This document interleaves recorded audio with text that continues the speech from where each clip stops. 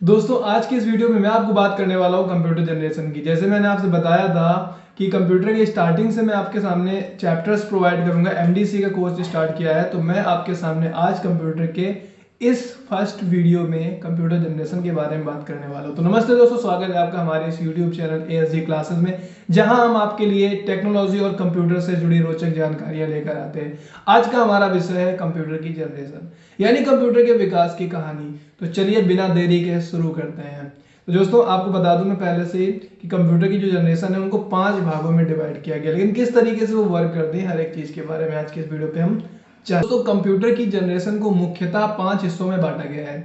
हर generation में नई तकनीक आई और कंप्यूटर और भी तेज, छोटे और ज्यादा सक्षम होते गए।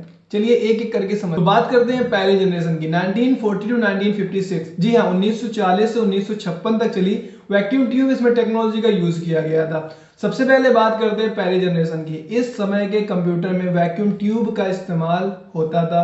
ये ट्यूब इलेक्ट्रॉनिक सर्किट बनाने के लिए इस्तेमाल की जाती थी, लेकिन ये बहुत बड़ी, भारी और ऊर्जा खपत करने वाली होती थी। आपको एक चीज मैं और बता दूं कि काफी बुक्स में आपको 1945 से जनरेशन की स्टार्टिंग मिलेगी, काफी बुक्स में आपको 1946 से मिलेगी। तो इसमें काफी सारी कंफ्यूजन है, तो आप चिंता मत करें। आपको बस ये समझना है कि जो कंप्यूटर की जनरेशन है वो 1940, 1945 या 1946 से स्टार्ट हुई थी। इन कंप्यूटर का मुख्य इस्तेमाल वैज्ञानिक गणनाओं और मिलिट्री कामों में होता था।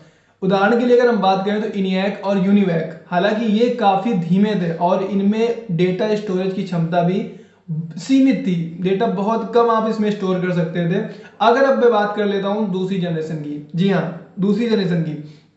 तो पहली जनरेशन जो फिनिश हुई थी 1956 में खत्म हुई थी, और यहाँ सेकंड जनरेशन 1956 में स्टार्ट हो रही। तो 1956 से 1963 तक ये जनरेशन चली। इसमें ट्रांजिस्टर का यूज किया गया है। तो फिर आई दूसरी जनरेशन, जब ट्रांजिस्टर का आविष्कार हुआ। ट्रांजिस्टर ने वैक्यूम ट्यूब की जगह ले ली और कंप्यूटर छोटे, तेज और ज्यादा भरोसेमंद हो गए।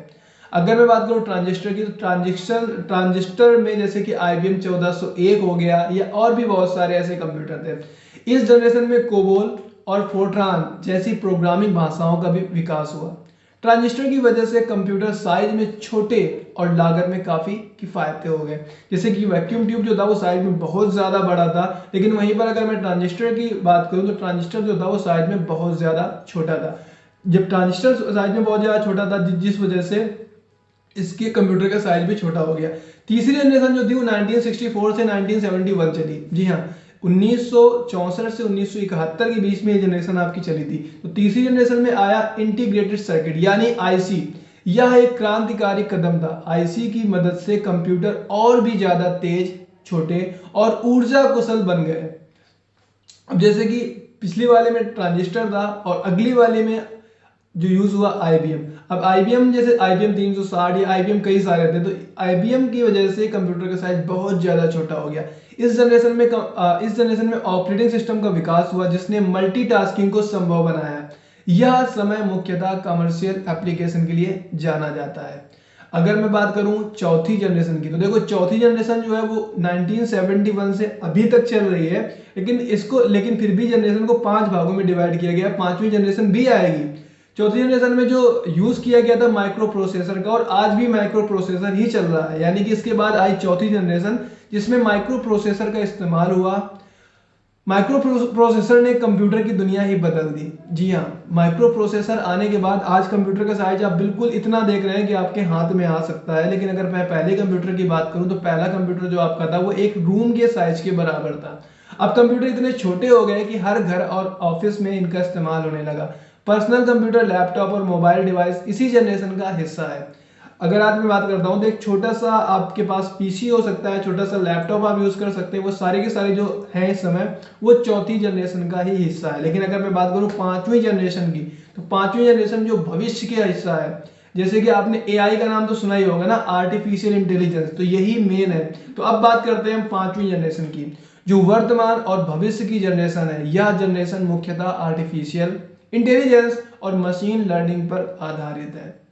अब AI के बारे में अगर मैं आपसे बात करूं तो AI में रोबोट आपके आ जाते हैं, जो आप जैसे मोबाइल फोन में आपने देखा होगा, बस आप कुछ बोलिए वो आपके लिए करके देता है। कुछ भी आपको पूछना है आप गूगल असिस्टेंट का यूज कर सकते हैं, या उसके अलावा और भी बहुत सारे एआई आपके पास हैं। किसी का भी फेस आप यूज कर सकते हैं किसी भी वीडियो पे। इस जनरेशन में कंप्यूटर इंसानों की तरह सोचने और निर्णय लेने में सक्षम हो रहे हैं, जैसे चैटबॉट्स, सेल्फ ड्राइविंग कोर्स और क्वांटम कंप्यूटिंग। इनका नाम तो आपने सुना ही होगा। तो दोस्तों यह थी कंप्यूटर की पांचों जनरेशंस की कहानी।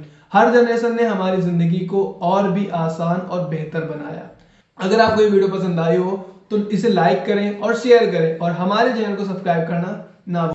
मिलते हैं अगले वीडियो में एक नई और रोचक जानकारी के साथ। तब तक के लिए नमस्कार।